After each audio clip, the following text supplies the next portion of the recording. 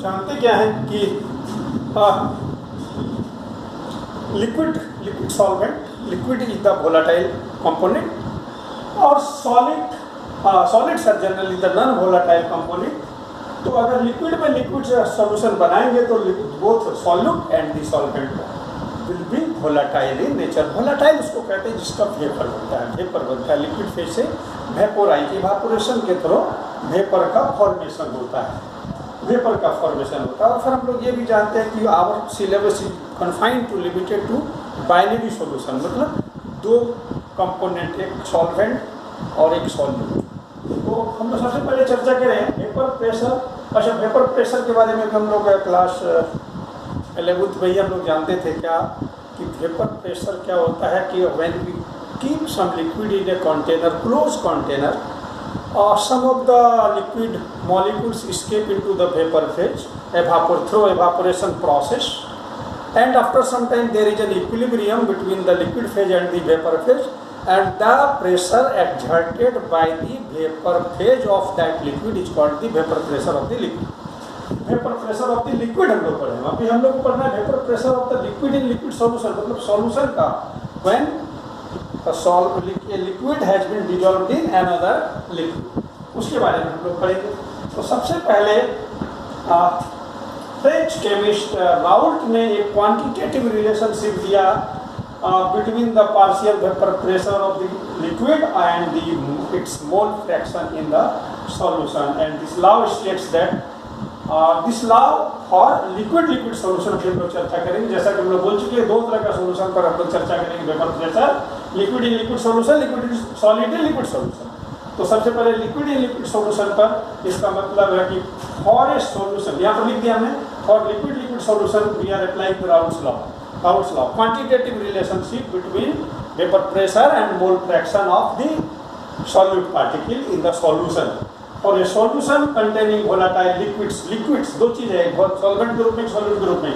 Partial vapour pressure of each component is directly proportional to its mole fraction in the solution. Solution में उसका mole fraction कितना है उसके हिसाब से। अब इसको हम लोग मैथमेटिकली अगर डील करना चाहेंगे, मैथमेटिकली डिस्कस करना चाहेंगे तो we can write like this. हम लोग क्या लिख सकते हैं मैथमेटिकली, हम लोग लिख सकते हैं P1 is the partial vapour pressure of component 1। Generally solvent को कंपोनेंट 1 कहते हैं। सपोज सॉल्यूशन में दो कंपोनेंट है, component 1 and component 2। Component 1 generally solvent को कंपोनेंट 1 कहा जाता है, जनरली सॉल्वेंट को, और कंपोनेंट 2 जनरली सॉल्यूट को कहा जाता है। कंपोनेंट 2 जनरली सॉल्यूट को कहा जाता है, सॉल्यूट। तो हम लोग क्या कर रहे थे, अभी लॉ में क्या बोला था, vapour pressure of each liquid और एनी ऑफ द कंपोनेंट। तो कंपोनेंट 1 लिया P1, सॉल्वेंट का partial vapour pressure will be proportional to its mole fraction in the solution. मान लो Chi1 is the mole fraction of liquid यानी कि water, suppose लो solvent है ये, और P1 will be equal to P1 naught और Chi। अब एक समझने वाली बात है कि what is this P1 not. अभी हम लोगों ने चर्चा किया था, अगर हमने ये कहा था कि एक close container, if the container is close, suppose this is the container and this contains two types of liquids, दो तरह के इसमें लिक्विड है। दूसरा तरह का लिक्विड को हम थोड़ा दूसरे ढंग से दिखा देते हैं, इस तरह का राउंड पार्टिकल के रूप में, राउंड पार्टिकल इस तरह से दिखते हैं। और एक suppose this vessel is close, अगर ये वेसल क्लोज है, फिर इसका भी वेपर बनेगा कंपोनेंट 1, अगर ये कंपोनेंट 1 है, और इसका भी वेपर बनेगा कंपोनेंट 2 का। तो ये हो गया वेपर फेज, ऊपर वाला यहाँ से ऊपर, ये सरफेस है vapour phase, and this is your liquid phase.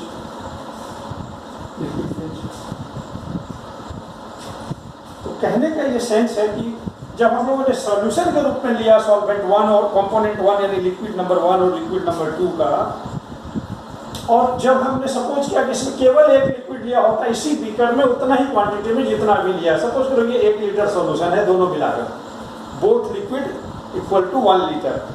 और इस समय अगर इससे पहले अगर हमने सिर्फ लिक्विड 1 लिया रहता तो केवल लिक्विड 1 के यहाँ पर वेपर्स होते हैं, केवल लिक्विड 1 के उसी टेम्परेचर पर, तो वेपर प्रेशर जो बनता सपोज करो दैट वाज P1 नॉट। जब अकेला लिक्विड 1 था प्योर सॉल्वेंट, जब उसमें कुछ नहीं मिलाया गया था, उसी लिक्विड में जब 1 लीटर सॉल्यूशन तैयार करने के लिए हमने आधा लीटर से ज़्यादा 6 ml 700 ml लिक्विड 1 लिया, सपोज इट इज वाटर, और उसमें इथेनॉल मिला दिया या कुछ भी मिला दिया थोड़ा, और बाकी के हिस्सा लिक्विड नंबर 2, तब इस बार क्या होगा, partial vapour pressure due to component 1 decrease हो जाएगा, कम हो जाएगा, this will become less than this one, and this is constant at a particular temperature. So P1 naught is the constant, इसीलिए हम लोग प्रोपोर्शनल साइन को जब हम लोग रिप्लेस करते हैं इक्वल टू साइन करके कांस्टेंट लगाते हैं। सो P1 नॉट क्या है, it is the vapour pressure of partial vapour pressure of या vapour pressure of pure liquid, vapour pressure of pure liquid, vapour pressure of pure liquid, vapour pressure of pure liquid. Similarly for component 2 तो component 1 के लिए mathematical relation हुआ, अगर इसका equation का number वगैरह work दे दे या कुछ दे दे। Similarly for component 2, similarly for component 2 अगर हम लोग करें, कंपोनेंट 2 के लिए अगर इस लॉ को अप्लाई करें, फॉर कंपोनेंट 2 इस लॉ को अप्लाई करें, हम लोग का होगा P2 equal to P2 naught I2। P2 naught is the vapour pressure of second component pure liquid, pure liquid form है, vapour pressure of the pure liquid number 2, ठीक है। अब ये क्या हम लोग जानते हैं, Dalton's law of partial pressure हम लोगों ने पढ़ा है। Dalton's law of partial pressure we have already studied in class 11, class 11 में हम लोग पढ़ चुके हैं Dalton's law of partial pressure.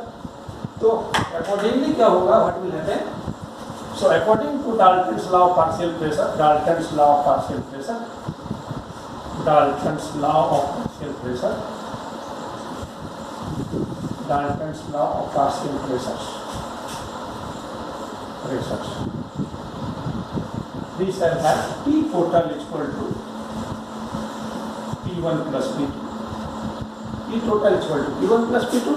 There are only 2 liquids here in this example, we have taken only 2 solvents, 2 liquids, solute liquid in the form of solute in the form of liquid, solvent in the form of liquid। P1 component 1 generally solvent को बोलते हैं, और P2 generally solvent को बोलते हैं। दोनों liquid का partial vapour pressure total कर दिया तो P टोटल हो गया। और भी हम लोगों ने पढ़ा है P1 का वैल्यू भी डिराइव किया था, राउंड लॉ से P1 नॉट 5 और P2 नॉट 5।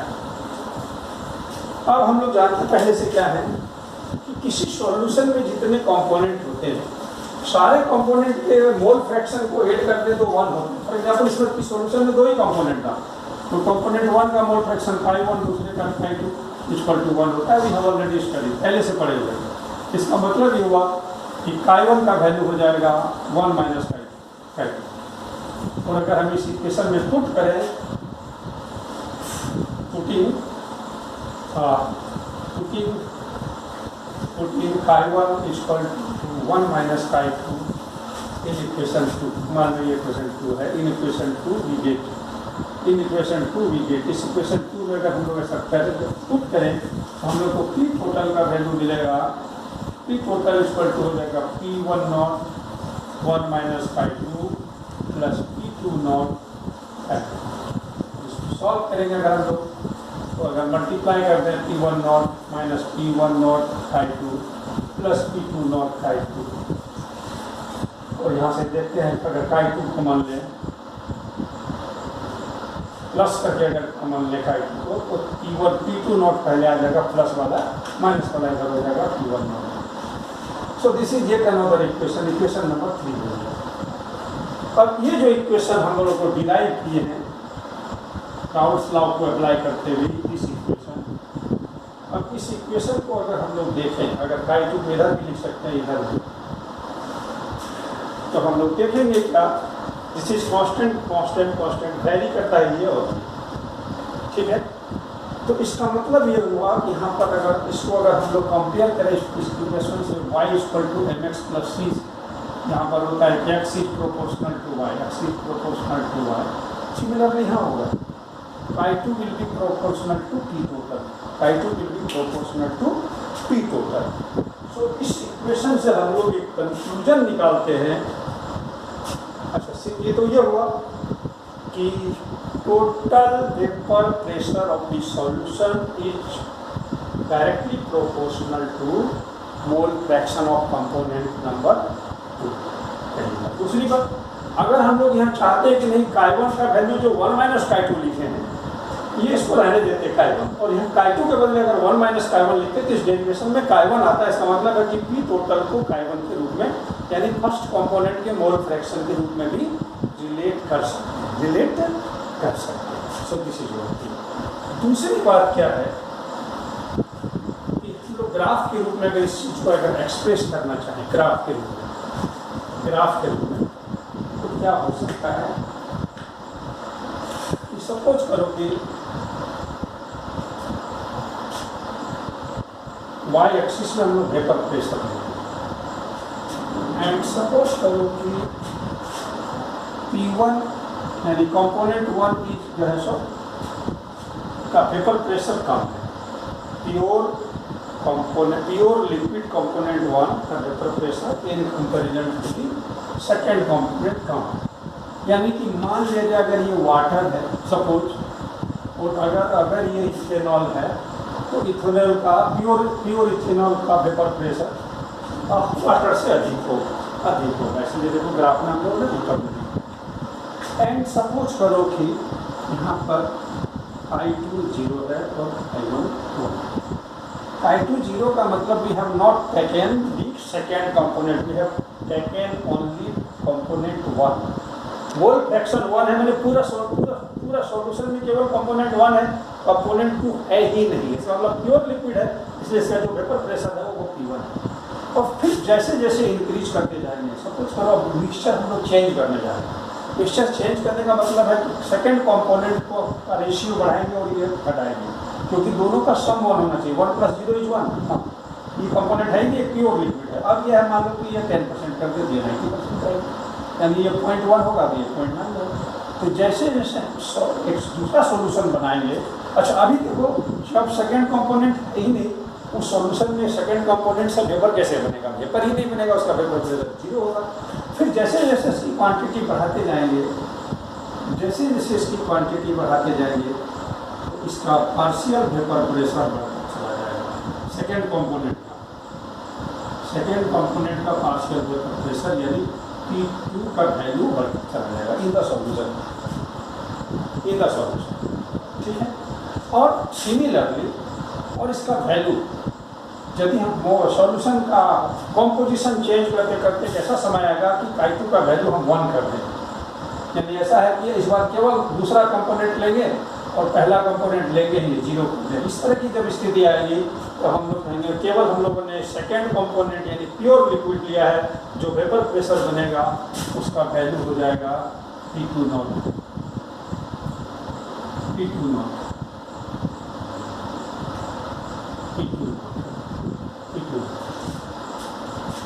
तो ये P2 का ग्राफ, यानी सेकेंड कंपोनेंट का बढ़ता हुआ vapour pressure on changing the composition या ऑन इंक्रीजिंग द क्वांटिटी और मोल फ्रैक्शन ऑफ कंपोनेंट नंबर 2।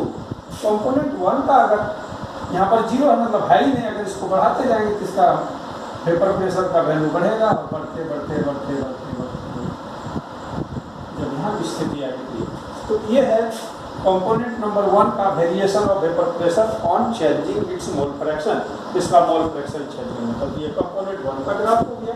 उसका मोल 0 से I1 0 है तो है ही नहीं कंपोनेंट 1, और धीरे धीरे बढ़ाते चले गए। बढ़ाने के लिए लेफ्ट आना पड़ेगा ग्राफ में, चूँकि यहाँ इसका वैल्यू मैक्सिमम है 1। लेफ्ट आने तो वेपर प्रेशर बढ़ते जा रहा है, ग्राफ ऊपर जा रहा है। मैक्सिमम जब प्योर कंपोनेंट हो गया इसका वैल्यू। अब क्या है P टोटल क्या होगा? P टोटल का हम लोगों ने निकाला था। P total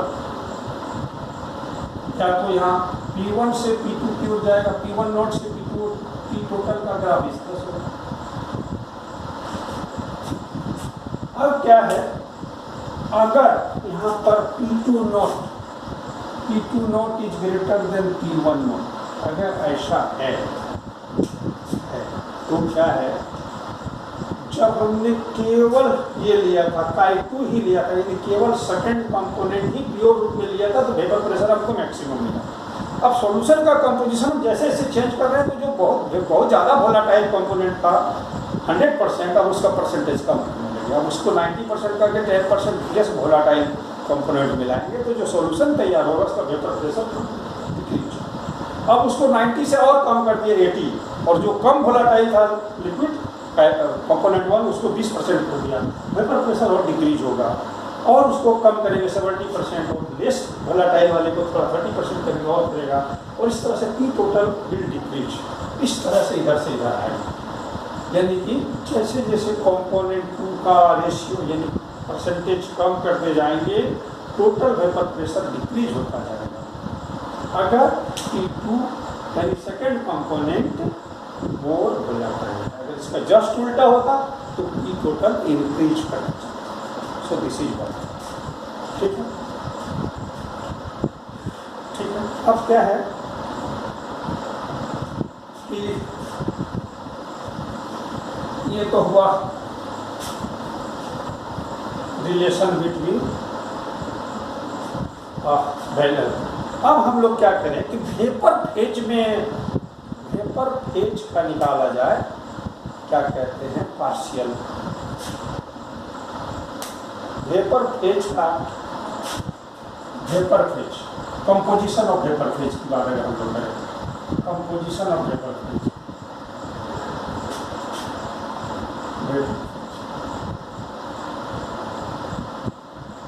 composition of vapour phase.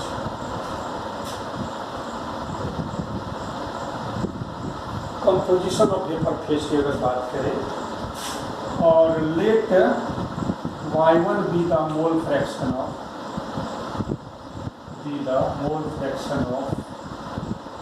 component 1, mole fraction of component 1 in the vapor phase,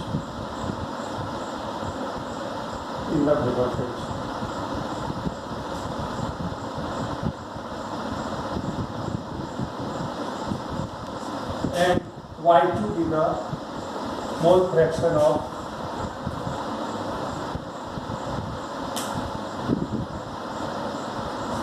component 2 in the vapor phase।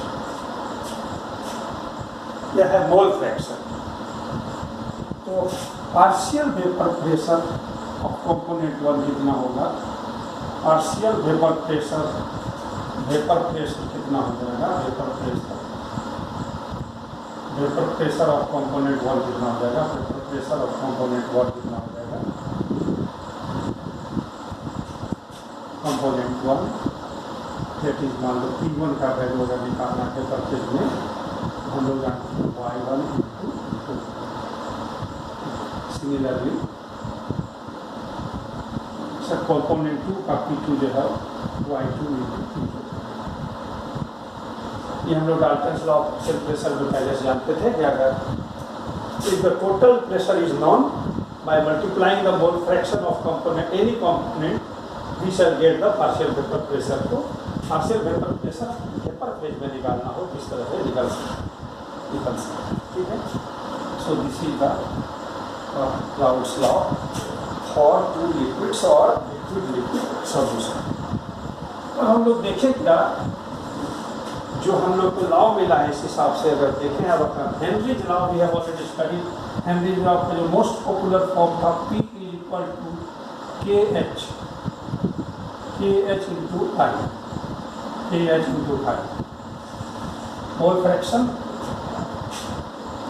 of the component of the gas dissolved in the solution, mole fraction, partial vapor pressure of the gas above the solution, this is the Henry's constant।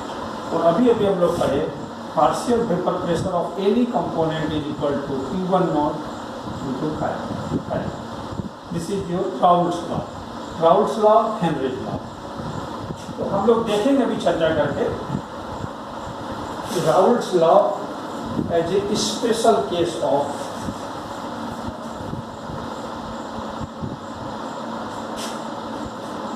Raoult's law. Now, as a special case of Henry's law. Raoult's law as a special case of Henry's law. दोनों में अंतर कहाँ है ये देखने वाली बात है। राउल्ट्स लॉ में दोनों ही लिक्विड था, लिक्विड का सॉल्यूशन लिए थे और फिर वन ऑफ द लिक्विड या दोनों ही लिक्विड का बट उसमें एक सॉल्यूट हुआ करता था, तो उसमें से वन ऑफ द लिक्विड दोनों का वेपर बनता था। ईच लिक्विड का जो वेपर का फॉर्मेशन होता था उसके वेपर प्रेशर को उसके मोल फ्रैक्शन से रिलेट करते थे कि वो उसका मोल फ्रैक्शन कितना है उस कंपोनेंट का, उसका वेपर प्रेशर कितना है, वेपर प्रेशर और मोल फ्रैक्शन। लिक्विड से ही वेपर का फॉर्मेशन होता है। तो यहाँ क्या था, वन ऑफ द कंपोनेंट जो था इतना वोलेटाइल था जो ऑलरेडी पहले से ही गैस के रूप में एग्जिस्ट कर रहा था, वो प्रेशर एक्सर्ट करता था, फिर जाके डिजॉल्व होकर सॉल्यूशन में उसका मोल फ्रैक्शन बनता। तो इस तरह से हम लोग कह सकते हैं कि दोनों एक ही तरह की बातें हैं।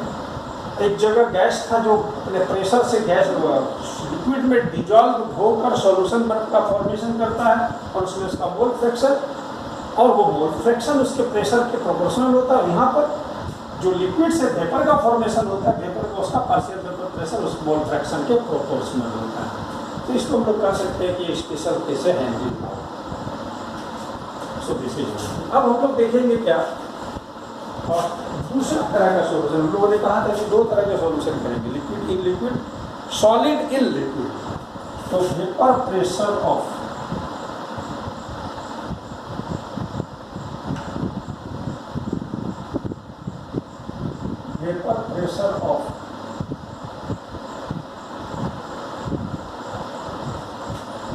solutions containing solids in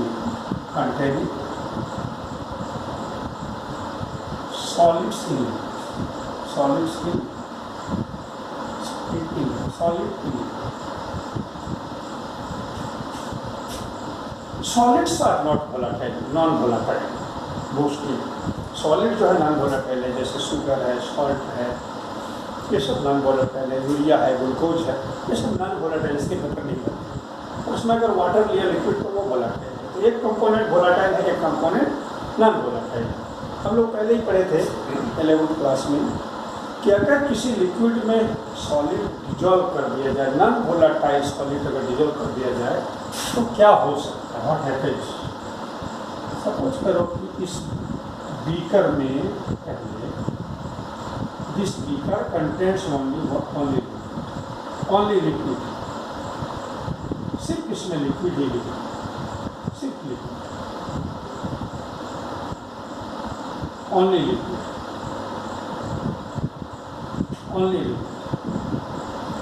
only liquid.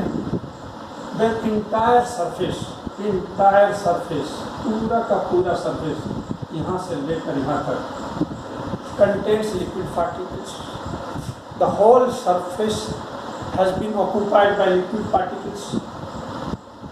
Liquid particles will escape over here, और अगर यहाँ पर डब्बा बंद भी कर दें तो जो वेपर का फॉर्मेशन होगा यहाँ, only liquid particles are there, only liquid particles are there, and these vapors will exert pressure. That pressure is known as vapor pressure of the liquid. But क्या है कि अब क्या है, if some solid is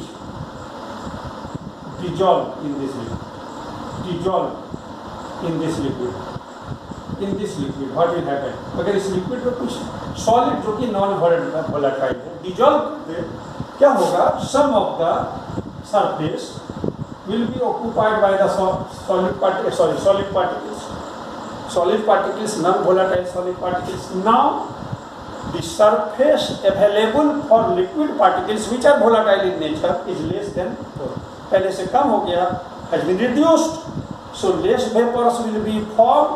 Solution तो बना, but इस बार vapour pressure solution का कम हो गया और जो भी वेपर बनेगा वो केवल लिक्विड का बनेगा, सॉलिड तो नॉन वोलेटाइल है। इस बार वेपर कम बना, उसी सेम टेम्परेचर पर वेपर प्रेशर का कम हो गया।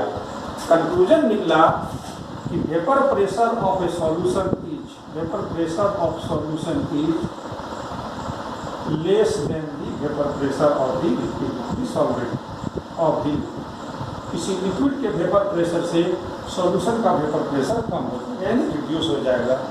और यदि सॉलिड के मिक्स करने से ऐसा हुआ है तो सॉलिड की मात्रा जितनी बढ़ाई जाए, जितना इंक्लूड करेंगे उतना ही से वेपर प्रेशर रिड्यूस होता जाएगा, वेपर प्रेशर रिड्यूस होता जाएगा। ठीक है, so this is one thing.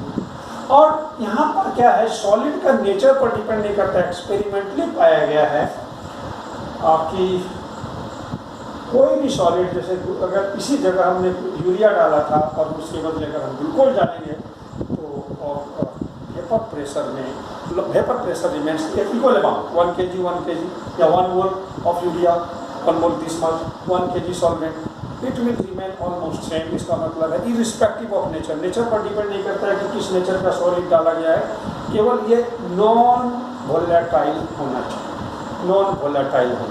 ठीक है, इसके संबंध में भी राउट ने लॉ दिया, दोनों तरह के सॉल्यूशन बन गए, तब राउट का लॉ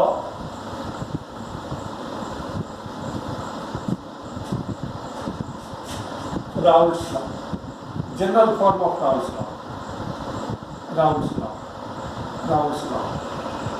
लॉ का जनरल फॉर्म का मैं किसी पर भी लागू हो जाएगा। जनरल फॉर्म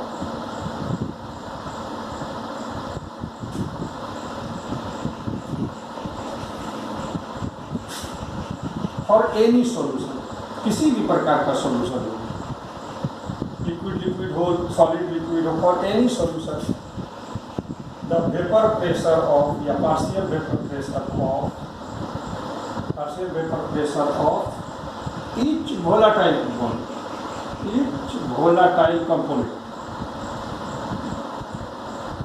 क्योंकि वेपर प्रेशर तो उसी का बनेगा जो कंपोनेंट वोलेटाइल हो। Partial vapor pressure of each volatile component is directly proportional to its mole fraction.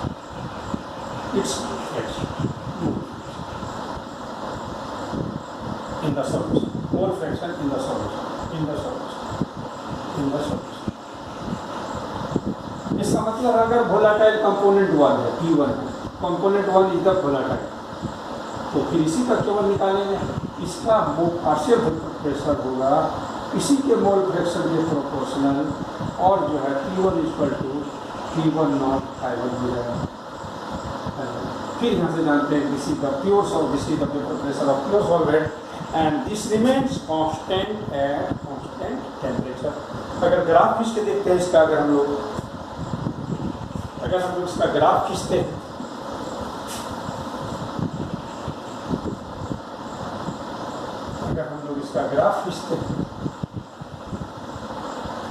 इधर अगर वेपर प्रेशर हो, अगर मोल कंपोनेंट 1 का मोल फ्रैक्शन यहाँ 0 हो तो वेपर प्रेशर कहाँ से होगा? 0 तो नहीं हो सकता, तो 0 अगर लेते हैं तो ठीक है, अगर लेते हैं और इसका अगर मोल फ्रैक्शन बढ़ाते जाते हैं अगर तो वेपर प्रेशर बढ़ता चला जाएगा, और बढ़ते बढ़ते अगर कार्बन का वैल्यू 1 हो जाएगा तो उसका वेपर प्रेशर P1 नॉट के बराबर हो जाएगा। So this is all about the routes law. Raoult's law के बारे में ही है, और इससे रिलेटेड जो सवाल है टेक्स्ट बुक में उसको सॉल्व करना है। Okay, thanks.